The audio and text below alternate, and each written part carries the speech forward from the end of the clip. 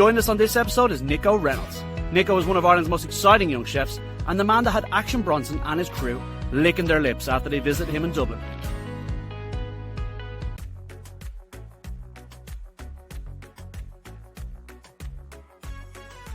Yeah, so number one for me was this. It was a hole in the wall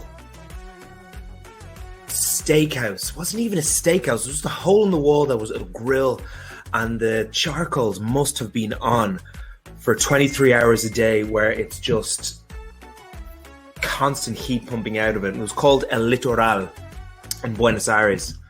And I discovered it because I used to get a bus by, and every time, day or night, like, there was always about 6 or 7 people just in the queue. And after about 3 or 4 bus journeys, I said, I must know what it is. And they only served 3 things. They served a bondiolo, which is a pork shoulder, vacío, which is just like just above the ribs. And then they would serve a tapa de asado, which is the top of the ribs again. And that was it. And then they had 3 sauces. And it was just incredible. One of the most incredible sandwiches I think I've ever put my lips around. It just pure satisfaction. That was it. Every single time I go back to Buenos Aires, I always make sure I get that sandwich and just sit down and just watch the traffic go by, because it's right on the street. To number 2, this one is for number 2. This is in Uruguay. And this is like the classic hunger is a good sauce, because I remember I was at a party and the party just went on and on and on and on. And I had just been hearing this whisper of this place called Media Luna's Calentitas. Now, Media Luna it's in the croissant family, so it looks exactly like a croissant, but it's like covered in sugar and it's got this like glaze over it. And I remember sitting in this cafe called Media Luna's Calentitas, which means hot Media Lunas. And I think I must have eaten about 16 of these things with a couple of cups of coffee at about 8 in the morning after partying for after partying all night. 6 of us just sitting there watching the rain come down, eating these croissants and Media Lunas. And then I did a bit more digging and found out this place is super famous in Uruguay. So if you ever find yourself that part of the world, it's not a big country, make sure you get there.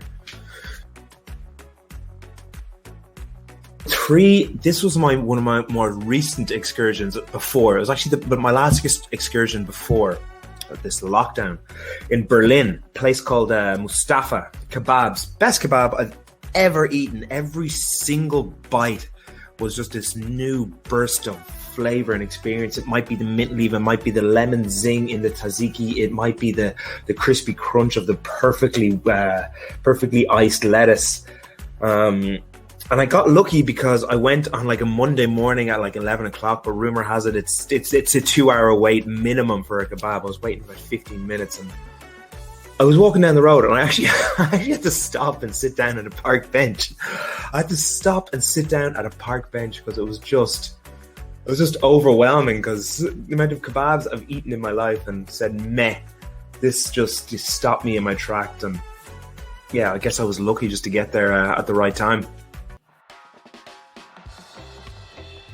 Number 4 is fish, wings and things.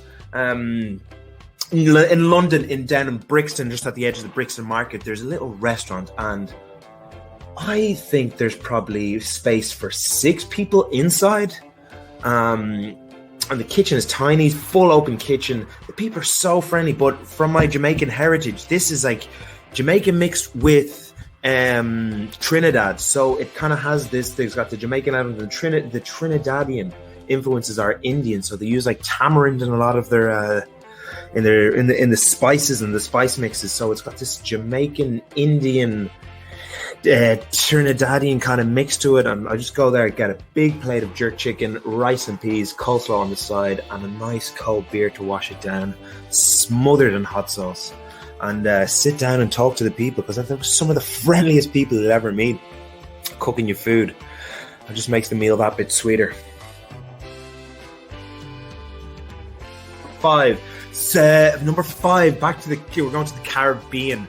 I was in a place in Santa Marta, and there was an island called Isla Islote, and just off it is where I was staying. But Isla Islote is the most secluded island, or not most secluded, it is the most isolated island in the world.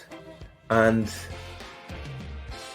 I stayed in this place, and I'd wake up in the morning and they'd have the lobster cages were just right on the shore. So they'd dip their hand in and say, which one do you want? They'd dip their hand in, take the lobster right out of the water, and then just cook it for you for breakfast, lunch, dinner, and all the snacks in between. You're just eating the freshest seafood I've ever. You know, you were so close. You even knew the fish's name. The prawns, the lobsters, everything was just grilled to perfection, just straight away, and just so incredibly fresh.